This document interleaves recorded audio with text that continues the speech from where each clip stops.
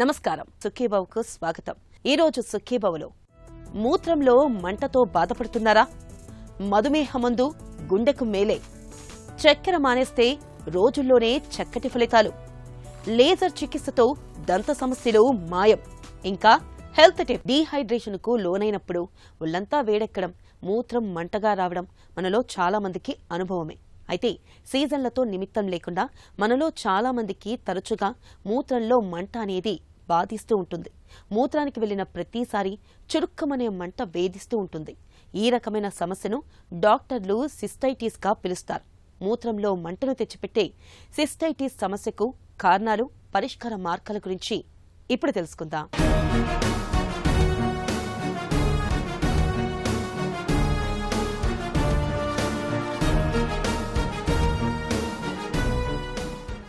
మూత్రంలో మంట మనల్ని బాగా చికాకు పెట్టేస్తుంటుంది. టాయిలెట్కి వెళ్లినప్పుడల్లా తీవ్రమైన మంట, నొప్పి వేధిస్తాయి. మాటిమాటికి మూత్రానికి వెళ్లాల్సి వస్తుంటుంది. మూత్రం సాఫీగా రాదు, పొత్తి కడుపులో చెప్పలేని బాధగా ఉంటుంది. మనల్ని తీవ్రమైన అసౌకర్యానికి గురిచేస్తూ నిత్య జీవితాన్ని దుర్భరంగా మార్చేసే మూత్రంలో మంటకు మూలం మూత్రనాళాల్లో చేరిన సూక్ష్మక్రిములు, అవి తెచ్చిపెట్టే ఇన్ఫెక్షన్లు. వైద్య పరిభాషలో సిస్టైటిస్ గా పిలిచే మూత్రంలో మంటకి చాలా వరకు బ్యాక్టీరియానే కారణమవుతుంటుంది. పురుషులతో పోలిస్తే ఇవాళ మూత్రనాళ ఇన్ఫెక్షన్లు స్త్రీలలో చాలా ఎక్కువని చెబుతారు డాక్టర్లు. సిస్టైటిస్ అనే పదాన్ని కామన్గా యూరాలజీ ప్రాక్టీస్లో చూస్తుంటాం అనమాట. యాక్చువల్గా సిస్టైటిస్ అంటే ఒక క్లినికల్ కండిషన్ అండి. ఈ పలానా కండిషన్లో యూరిన్లో మంట ఉందని, ఫ్రీక్వెంట్గా టాయిలెట్కి వెళ్ళవలసి వస్తుందని, పొత్తి కడుపులో నొప్పి వస్తుందని, ఈ మూడు కలిసి ఉన్నప్పుడు దీన్ని సిస్టైటిస్ అంటాం. సో ఇది ఒక జబ్బో లేకపోతే ఒక డయాగ్నోసిసో కాదు. సిస్టైటిస్ అంటే ఇలా ఈ అన్ని మూడు సిమ్టమ్స్ ఉన్నప్పుడు ఉన్న కండిషన్. దీనికి ఇలా పేరు పెట్టడానికి ఒక కారణం ఉందన్నమాట. తరచుగా చాలామంది పేషెంట్స్కి ఈ మూడిట్లో ఏదో ఒక సిమ్టమ్ కాకుండా అన్ని మూడు ఉన్నట్టు వస్తారు. సో ఇలాంటి వాళ్ళకి ఫలానా పద్ధతిలో మనం ఇన్వెస్టిగేషన్స్ చేయటం కానీ, ట్రీట్మెంట్ ఇవ్వటం కానీ ఉంటుంది. ఎందుకంటే ఇలా రావడానికి ఎన్నో కారణాలు ఉంటాయి అన్నమాట. ఆ కారణాలన్నిటినీ కలిపి మనము ఎవాల్యుయేట్ చేసి ట్రీట్మెంట్ చేసినప్పుడు దాన్ని సిస్టైటిస్ అంటాం. మూత్రంలో మంట ఉండటానికి చాలా కారణాలు ఉంటాయండి. సో వీటిని జనరల్గా మనం ఆలోచిస్తే లోకల్గా ఏదైతే యూరినరీ బ్లాడర్లో కానీ, యూరినరీ ప్యాసేజ్లో ఉన్న ప్రాబ్లమ్స్ వలన కానీ వచ్చే కారణాల వల్ల మూత్రంలో మంట ఉండే వాళ్ళు ఉంటారు. Urinary infections, lower urinary tract ఏదైతే యూరినరీ బ్లాడర్ ఉంటుందో, యూరినరీ ప్యాసేజ్ ఉంటుందో, ఇక్కడ ఉన్న ఇన్ఫెక్షన్స్ ఉండేవాళ్ళు కూడా యూరిన్లో మంట, డిస్యూరియా అంటాం అనమాట, ఉండేవాళ్ళు ఉంటారు. సో ఇలా కాకుండా సమ్ టైమ్స్ ఏదైతే లోవర్ యూరినరీ ట్రాక్ట్ స్టోన్స్ అంటాం అనమాట, అంటే కిడ్నీ నుంచి ఏదైతే రాళ్ళు వస్తాయో అవి కింద యూరేటర్స్లో, లోవర్ యూరిటర్లో వచ్చినప్పుడు కూడా యూరిన్లో మంట రావటం వాళ్ళు ఉంటారు. కొద్దిమందికి ఇలా కాకుండా సిస్టమిక్ కండిషన్స్, అంటే షుగర్ ఉండి షుగర్ కంట్రోల్లో ఉండకపోవటం వలన వచ్చే ప్రాబ్లమ్స్, అలాంటి వాళ్ళు కూడా యూరిన్లో మంట అంటారు. ఇవన్నీ కాకుండా అవసరం ఎంతైతే ఉంటుందో అంత నీళ్లు తాగకుండా నీళ్లు తక్కువ తాగటం వలన వచ్చే మంట, డిహైడ్రేషన్ వలన వచ్చే మంట, ఇవన్నీ కూడా యూరిన్లో మంట కాజ్ చేస్తాయి అన్నమాట. సిస్టైటిస్ అనే దాన్ని రికరెంట్గా వస్తుంది, అంటే మాటిమాటికి ఇలా సిమ్టమ్స్ రావటం, మంట ఉండటం కానీ, పెయిన్ ఉండటం కానీ, యూరిన్కి వెళ్ళడానికి ఇబ్బంది ఉందన్నప్పుడు కానీ, ఇవన్నీ కూడా తరచుగా వస్తున్నాయి. వచ్చిన ప్రతిసారి కూడా దానికి ట్రీట్మెంట్ తీసుకోవాల్సి వస్తుందన్న, రిపీటెడ్గా యాంటీబయాటిక్స్ వాడవలసి వస్తుంది అన్న, వచ్చే సిమ్టమ్స్ చాలా ఇబ్బంది కలిగిస్తున్నాయి అన్న, లేకపోతే అన్నిటికంటే ఎక్కువ ఇలాంటివి వచ్చినప్పుడు వాటితో పాటు జ్వరం వస్తుంది, వెనకాల బ్యాక్ పెయిన్ ఇలాంటివి వస్తున్నాయి అంటే ఖచ్చితంగా దానికి వెంటనే డాక్టర్ సలహా తీసుకోవడం చాలా ఇంపార్టెంట్ అండి. సిస్టైటిస్ బారిన పడ్డప్పుడు బ్యాక్టీరియా కారణంగా మూత్రాశయం, మూత్రనాళాల్లో వాపు మొదలవుతుంది. దీంతో మూత్ర విసర్జన సమయంలో మంట, నొప్పి, ఏదో చెప్పలేని ఇబ్బందిగా ఉంటుంది. పదే పదే మూత్రానికి వెళ్లాల్సి వస్తుంది. ఒక్కోసారి మూత్రంలో రక్తం కూడా కనిపిస్తుంటుంది. పొత్తి కడుపులో నొప్పి మెలితిప్పుతున్నట్టుగా ఉంటుంది. సంభోగ సమయంలో నొప్పిగా ఉంటుంది. సిస్టైటిస్ ని తెచ్చిపెట్టే బ్యాక్టీరియా మూలంగా ఒక్కోసారి ఇన్ఫెక్షన్ మూత్రపిండాలకు కూడా పాకొచ్చు. ఇలాంటప్పుడు నడుము నొప్పి, వెన్నులో నుంచి చలి, జ్వరం, వికారం, వాంతులు వంటి సమస్యలు కూడా తోడవుతాయి. ఈ ఇన్ఫెక్షన్ లక్షణాల్లో ఏవి కనపడ్డా వెంటనే వైద్యుల దృష్టికి తీసుకువెళ్లడం అవసరం. మూత్రంలో మంటతో ఎవరైనా పేషెంట్ వచ్చారంటే ఫస్ట్ థింగ్ ఇన్ఫెక్షన్ ఏమైనా ఉందా అని చూస్తామండి. సో యూరిన్ ఇన్ఫెక్షన్ ఉన్నప్పుడు కామన్గా వచ్చే కంప్లైంట్ యూరిన్లో మంట వచ్చేదన్నమాట. సో ఈ ఇన్ఫెక్షన్ ఉందా లేదా చూడటానికి సింపుల్గా CUE అంటాం, అంటే రొటీన్ యూరిన్ టెస్ట్ మైక్రోస్కోపీ చేసి దాంట్లో పస్ సెల్స్ ఉన్నాయా, ఇన్ఫెక్షన్ లాంటిది ఉన్నాయా, బ్యాక్టీరియా ఉన్నాయా చూడటానికి చేస్తాము. రెండోది ఆ యూరిన్ శాంపిల్ని కల్చర్ చేస్తాం అనమాట. అంటే ఇన్ఫెక్షన్ ఉంటే అది ల్యాబ్లో మీడియాలో దాన్ని గ్రో చేసి ఎగ్జాక్ట్గా ఏ బ్యాక్టీరియా గ్రో అవుతోంది, ప్లస్ ఆ బ్యాక్టీరియాకి ఏ మందులు వాడితే పనికొస్తాయి అనేది యూరిన్ కల్చర్ అండ్ సెన్సిటివిటీ అంటనమాట. So first and foremost urine infection ఉందా లేదా, ఉంటే ఎలాంటి ఇన్ఫెక్షన్ ఉంది తెలుసుకోవడానికి యూరిన్ రొటీన్, యూరిన్ కల్చర్ చేస్తాం. ఇంతే కాకుండా ఇన్ఫెక్షన్ ఉంటే ఎంతవరకు ఉంది, అంటే అది లోకల్గానే ఉందా, అక్కడికి పరిమితమైన ఇన్ఫెక్షనా, లేకపోతే బాడీలో అంతా స్ప్రెడ్ అయ్యి వేరే ఆర్గన్స్ ఎఫెక్ట్ అవుతున్నాయా, ఇలా చూడడానికి నెక్స్ట్ స్టెప్ కింద కొన్ని రొటీన్ బ్లడ్ టెస్ట్లు చేస్తాం అన్నమాట. కంప్లీట్ బ్లడ్ పిక్చర్ అని కానీ, CRP లెవెల్స్ చూడటం కానీ, ప్లస్ దీంతో పాటు కిడ్నీ ఫంక్షన్ ఎలా ఉంది ఎస్టిమేట్ చేయటము, షుగర్ ఏమన్నా ఉండి ఇలాంటివి వస్తున్నాయా, ఇలాంటి కొన్ని సింపుల్ టెస్టులు చేస్తాం. మూడోది యూరిన్లో మంట ఉండటానికి ఈ లోకల్గా ఇన్ఫెక్షనే కాకుండా వేరే కారణాలు ఏమైనా ఉన్నాయి. ఫర్ ఎగ్జాంపుల్ ఇన్ఫెక్షన్ ఉండటంతో పాటు కిడ్నీలో కానీ యూరినరీ ట్యూబ్లో కానీ రాళ్ళు ఉన్నాయా, మగవాళ్ళు అయితే ప్రాస్టేట్ పెరిగి దానివల్ల యూరిన్ బ్లాడర్ సరిగ్గా ఖాళీ అవ్వకుండా ఏమైనా ఇన్ఫెక్షన్స్ వస్తున్నాయా, యూరినరీ బ్లాడర్లో వేరే ఏమన్నా ఉన్నాయా, ఇవన్నీ తెలుసుకోవడానికి ఒక అల్ట్రాసౌండ్ చేస్తాం. So usually to start with ఈ బేసిక్ ఇన్వెస్టిగేషన్స్ చేస్తే మనకి most common causes of dysuria, అంటే యూరిన్లో మంట రావడానికి ఏదైతే కామన్ కాజెస్ ఉంటాయో ఉన్నాయా లేదా, ఉంటే ఎంతవరకు ఉంది, అంటే అవుట్ పేషెంట్లో మేనేజ్ చేసుకునే లెవెల్లో ఉందా, లేకపోతే పలానా పేషెంట్కి ఇంజెక్షన్స్ అవసరం ఉండి అడ్మిషన్ అవసరం ఉంది ఏమన్నా ఉన్నాయా తెలుసుకోవడానికి ఈ బేసిక్ ఇన్వెస్టిగేషన్స్ అనమాట. ఈ ఇన్వెస్టిగేషన్స్ ఆధారంగా పేషెంట్ పరిస్థితి ఎలా ఉంది, అంటే పెట్టిన ఇనీషియల్ ట్రీట్మెంట్కి పేషెంట్ రెస్పాండ్ అవుతున్నారా, లేకపోతే ఫర్దర్గా ఇంకేమైనా టెస్టులు అవసరం ఉంటాయా, అడ్మిషన్ అవసరం ఉంటుందా అని తెలుసుకోవడానికి వేరే టెస్టులు తర్వాత చేస్తాం. సిస్టైటిస్ మూలంగా మూత్రాశయంలో వాపు వచ్చి మూత్రంలో మంట సమస్యగా మారినప్పుడు ఈ ఇన్ఫెక్షన్కి ఎంత త్వరగా వీలైతే అంత త్వరగా చికిత్సను ఆరంభించాలి. వైద్యులు చాలా వరకు లక్షణాల ఆధారంగా సమస్యను గుర్తిస్తారు. అయితే నిర్ధారించుకునేందుకు సాధారణ మూత్ర పరీక్ష, మూత్రం culture and sensitivity, cystoscopy, imaging వంటి పరీక్షలు చేస్తారు. వీటిలో ఇన్ఫెక్షన్ ఖచ్చితంగా బయటపడుతుంది. అంతేకాదు, కల్చర్ పరీక్షలో ఆ ఇన్ఫెక్షన్ ఏ రకం సూక్ష్మక్రిమి కారణంగా వచ్చింది, దానికి ఏ రకం మందులు వాడితే సమర్థంగా తొలగిపోతుందో కూడా తెలుస్తుంది. మూత్రనాళ ఇన్ఫెక్షన్లు వచ్చినప్పుడు ఏదో ఒక యాంటీబయోటిక్ వాడేయడం కాకుండా ఖచ్చితంగా ఆ సూక్ష్మక్రిమిని అంతం చేసే రకం యాంటీబయోటిక్నే వాడడం ముఖ్యం. సిస్టైటిస్కు చికిత్స అనేది కారణం బట్టి ఉంటుందండి. సో ఏదైతే మనకి క్లినికల్ కండిషన్, సో ఈ మంట ఉండటం కానీ, ఫ్రీక్వెంట్గా వెళ్ళటం కానీ, యూరిన్ ఏదైతే మనకు ఉంటుందో దానికి ఏ కారణం వల్ల ఇలా వస్తుంది అని. సో సపోజ్ ఇలా ఉండటానికి కారణము ఏదన్నా షుగర్ కంట్రోల్లో ఉండకపోవటం వలన రావటము, అలా లేకపోతే డీహైడ్రేషన్ వలన వచ్చే ప్రాబ్లమ్స్ ఉన్నాయనుకోండి, సింపుల్గా ఈ మెడికల్ కండిషన్స్ కరెక్ట్ చేసుకుంటే సరిపోతుంది. అలా కాకుండా యూరినరీ ఇన్ఫెక్షన్ ఉందనుకోండి, అగైన్ యూరినరీ ఇన్ఫెక్షన్కి యాంటీబయాటిక్స్ అవి వాడతాము. సింపుల్గా చెప్పాలంటే ఎక్కువ ఇబ్బంది లేదు, ఫీవర్ లేదు, నేను ఇంట్లో మేనేజ్ చేసుకోగలుగుతున్నాను, భోజనం చేయగలుగుతున్నాను అనే పేషెంట్కి అవుట్ పేషెంట్లోనే మెడిసిన్స్ పెట్టి పంపిస్తాం. అలా కాకుండా బాగా స్ప్రెడ్ అయిన ఇన్ఫెక్షన్ ఉండి IV ఫ్లూయిడ్స్ కానీ, లేకపోతే ఇంట్రావీనస్ యాంటీబయాటిక్స్ కానీ ఇవ్వాల్సి వచ్చినా, లేకపోతే అసోసియేటెడ్ ఏదైనా కాంప్లికేషన్స్ ఉన్నా అడ్మిట్ చేసి ట్రీట్ చేస్తాం. కొన్ని కారణాలకి ఏంటంటే, ఇప్పుడు ఫర్ ఎగ్జాంపుల్ మగవాళ్ళకి ప్రాస్టేట్ పెరిగిన ప్రాస్టేట్ వలన వచ్చే యూరినరీ ఇన్ఫెక్షన్స్ ఇలా వస్తున్నారనుకోండి, అప్పుడు ప్రాస్టేట్కి చేయవలసిన ట్రీట్మెంట్ అయితే మెడికల్ మేనేజ్మెంట్ కానీ, లేకపోతే అవసరమైతే లేజర్ సర్జరీలు కానీ చేస్తాం అనమాట. సో ఇలా సిస్టైటిస్కి ఏదైతే కారణం ఉంటుందో ఆ కారణాన్ని ట్రీట్ చేయడం అనేది ఏం. సాధారణంగా మూత్రంలో మంట, మూత్రనాళ ఇన్ఫెక్షన్లన్నీ యాంటీబయోటిక్ మందులతో తేలిగ్గానే తగ్గిపోతాయి. అయితే చికిత్స తీసుకోకుండా నిర్లక్ష్యం చేస్తే మాత్రం కిడ్నీలు దెబ్బతినే అవకాశం కూడా ఉంది. అలాగే మూత్రంపై అదుపు తప్పే ప్రమాదము ఉంటుంది. కిడ్నీలో రాళ్లేర్పడే అవకాశాలు ఎక్కువ అవుతాయి. కాబట్టి మూత్రనాళ ఇన్ఫెక్షన్లు సోకినప్పుడు సత్వరమే తగిన చికిత్స తీసుకోవాలి. మూత్రంలో మంట, మూత్రనాళ ఇన్ఫెక్షన్లను నివారించుకునేందుకు తరచూ నీళ్లను తాగడాన్ని ఒక అలవాటుగా మార్చుకోవాలి. నీళ్లు తాగే అలవాటు మూత్రంలో హానికారక బ్యాక్టీరియా కొట్టుకుపోయేలా చేస్తుంది. సంభోగం తర్వాత తప్పనిసరిగా మూత్ర విసర్జనం చేయడాన్ని అలవాటుగా మార్చుకోవాలి. మూత్రనాళ ఇన్ఫెక్షన్లు సోకినప్పుడు పూర్తి కోర్సు యాంటీబయోటిక్ మందుల్ని వాడాలి. ఇలా అన్ని రకాలుగా జాగ్రత్తలు తీసుకోవడం ద్వారా మూత్రంలో మంట, మూత్రనాళ ఇన్ఫెక్షన్లను చాలా వరకు నివారించుకోవచ్చు. హెల్త్ న్యూస్ మీకోసం.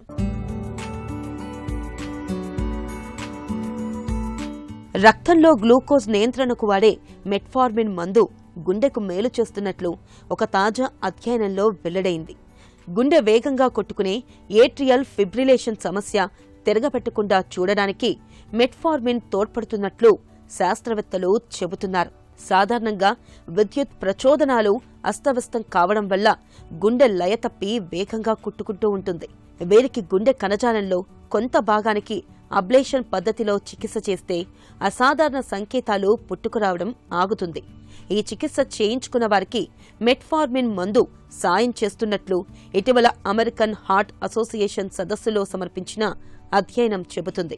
అధ్యయనంలో భాగంగా ఏట్రియల్ ఫిబ్రిలేషన్ కు అబ్లేషన్ చికిత్స చేయించుకున్న అధిక బరువు ఊబకాయులను నిశితంగా పరిశీలించారు. వీరెవరికీ మధుమేహం లేదు, కానీ 40% మంది ముందస్తు మధుమేహం దశలో ఉన్నారు. వీరిలో మెట్ఫార్మిన్ తీసుకున్న వారికి గుండె వేగంగా కొట్టుకునే సమస్య తిరగబెట్టడం తక్కువగా ఉన్నట్లు తేలడం గమనార్హం. తమ శరీర బరువులో 10% తగ్గిన ఏట్రియల్ ఫిబ్రిలేషన్ తిరగబెట్టే ముప్పు 6 రెట్లు తక్కువగా ఉంటున్నట్లు గత అధ్యయనాలు చెబుతున్నాయి. అయితే మెట్ఫార్మిన్ తీసుకున్న వారు పెద్దగా బరువేమీ తగ్గలేదు. అయినా మంచి ఫలితం కనిపించడం విశేషం. జీవక్రియను ఉత్తేజం చేయడం, వాపు ప్రక్రియను, గుండె చుట్టూ ఉండే కొవ్వును తగ్గించడం ద్వారా మెట్ఫార్మిన్ మేలు చేస్తుండవచ్చని పరిశోధకులు భావిస్తున్నారు. నేటి ఆధునిక జీవనంలో చక్కెర అనేది మనకు పరమ శత్రువుగా మారింది. ప్రత్యక్షంగా పరోక్షంగా అనేక వ్యాధులకు మూల కారణమవుతుంది. అయితే నిత్య జీవితంలో చక్కెర వాడకాన్ని తగ్గిస్తే ఆశ్చర్యకరమైన ఫలితాలు వస్తాయని శాస్త్రవేత్తలు చెబుతున్నారు.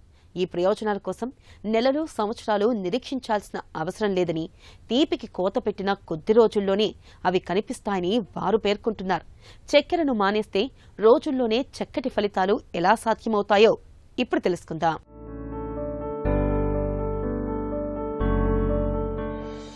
చక్కెర తినడం ఆరోగ్యానికి మంచిది కాదని మనలో చాలా మందికి తెలుసు. అయితే ఏదో ఒక రూపంలో దాన్ని తీసుకుంటూనే ఉన్నాం.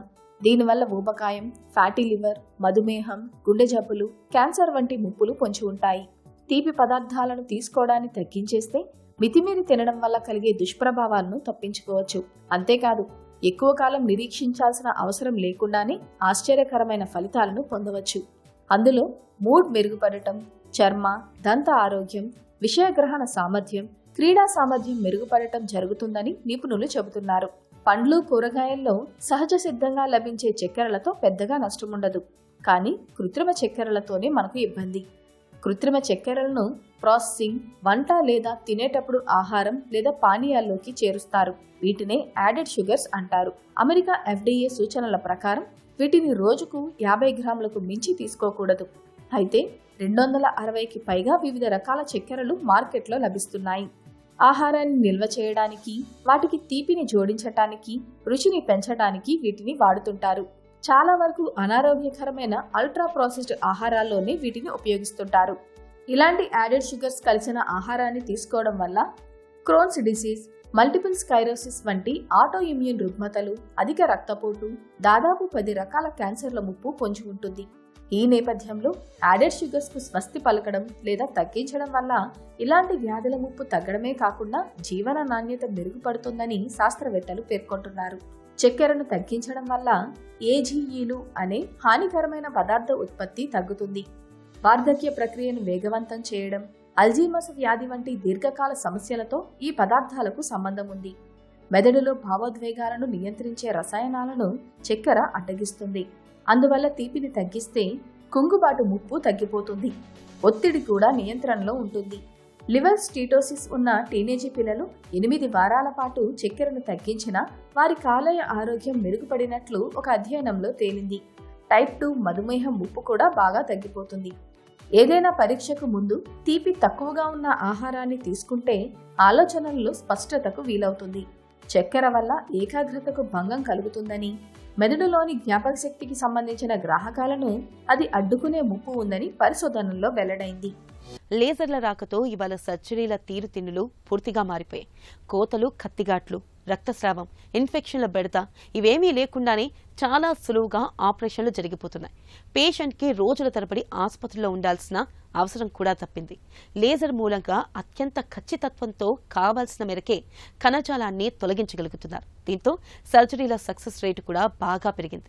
తాజాగా ఇప్పుడు దంత సమస్యల్లోనూ లేజర్లను విరివిగా వాడుతున్నారు. దంతాలు, చిగుళ్ల సమస్యల్ని సరిచేయడంలో లేజర్ చికిత్సలు ఎలా ఉపయోగపడుతున్నాయో డాక్టర్ని అడిగి ఇప్పుడు తెలుసుకుందాం.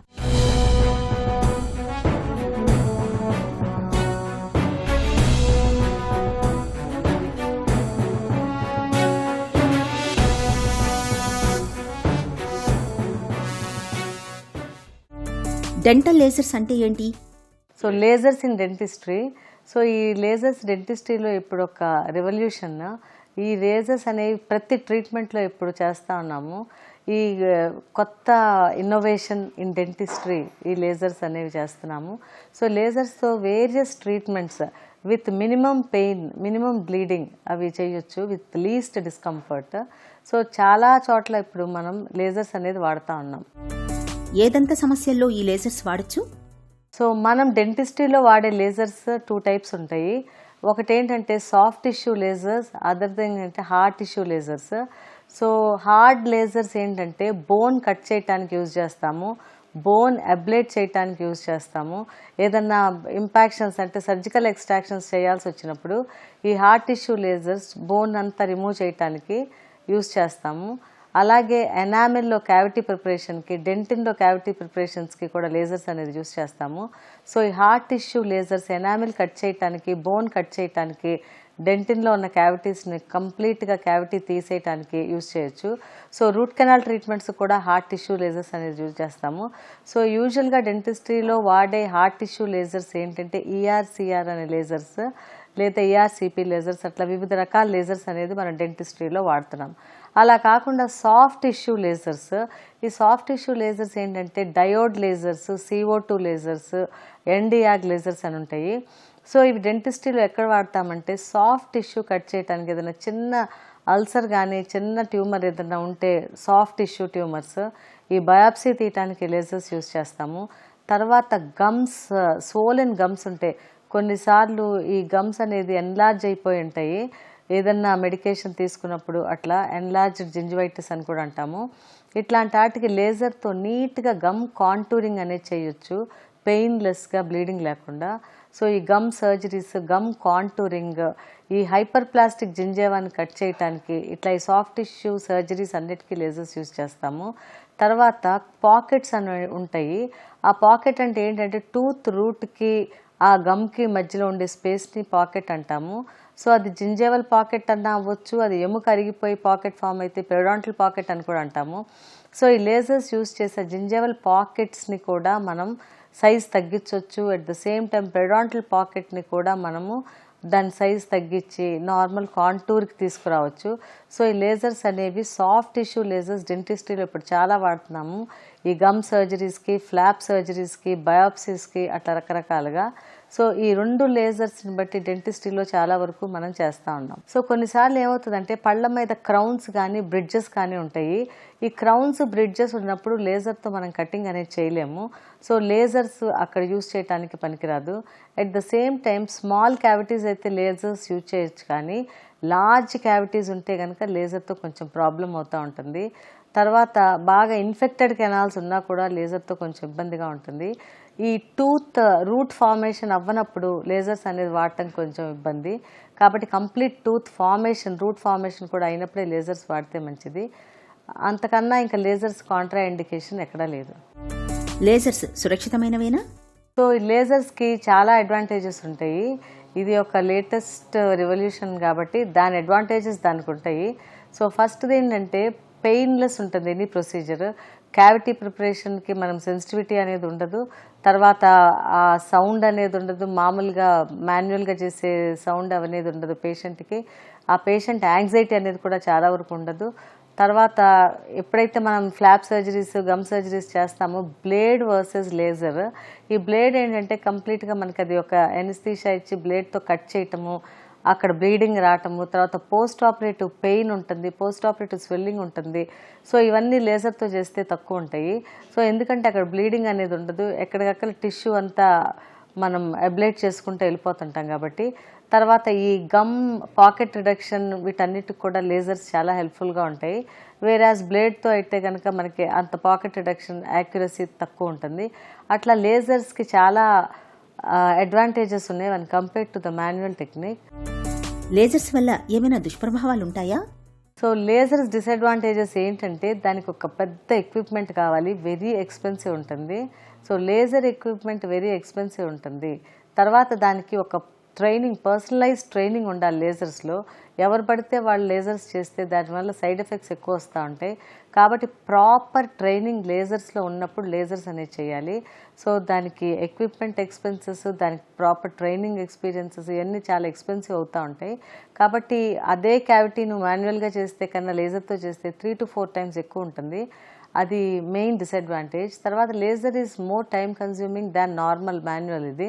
సో మాన్యువల్గా మనం కట్ చేస్తే క్యావిటీ ప్రిపరేషన్ చేస్తే ఫాస్ట్గా అవుతుంది కంపేర్ టు లేజర్.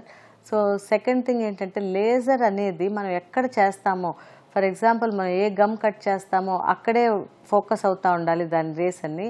ఆ చుట్టుపక్కల ఎక్కడ పడితే దాని గురించి లేజర్ కొంచెం ఎఫెక్ట్ చేస్తుంది మిగతా టిష్యూస్ అన్నిటిని కూడా. తర్వాత లేజర్స్ వాడేటప్పుడు కంపల్సరీ ప్రొటెక్టివ్ ఐవేర్ అనేది పెట్టుకోవాలి patient as well as the person who is using the lasers. So ఈ ప్రొటెక్టివ్ ఐవేర్ అనేది depending upon the wave length of the lasers పెట్టుకోవాలి. సో కొంతమంది రొటీన్గా ఒకే ఒక ఐ గ్లాసెస్ వాడుతూ ఉంటారు, బట్ అది తప్పు. మనం వాడే లేజర్ వేవ్ లెంత్ని ఆ ఐ గ్లాసెస్ మ్యాచ్ అవ్వాలి, అప్పుడే అది ఎఫెక్టివ్గా ఉంటుంది, లేదా ఐ ఎఫెక్ట్ అయ్యే ఛాన్సెస్ ఉంటాయి.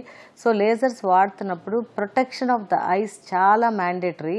ఐస్ని మాత్రం చాలా జాగ్రత్తగా చూసుకోవాలి. అట్ ద సేమ్ టైం మనం లేజర్ స్మోక్ని మొత్తం ఈ సక్షన్ చాలా పవర్ఫుల్ సక్షన్ పెట్టుకుని దాని నుంచి వచ్చే ఫ్యూమ్స్ అన్నీ తీసుకుంటూ ఉండాలి, ఎందుకంటే అవి మళ్ళీ ట్రామా కాజ్ చేస్తూ ఉంటాయి.